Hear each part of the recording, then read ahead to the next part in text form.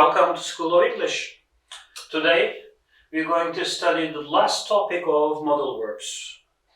May as well, might as well. What do they mean? When do we use may as well, might as well?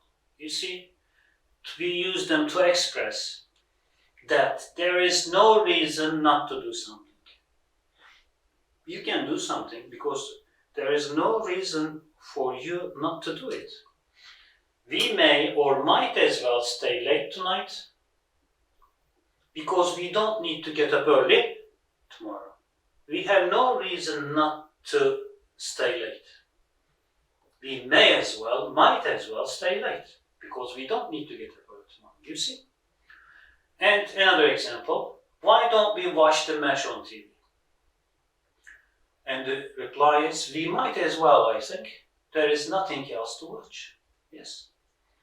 He accepts this offer, this suggestion, because there is nothing else to watch. There is no reason not to do it. Okay? So he says, we might as well. That's it. Thanks for watching.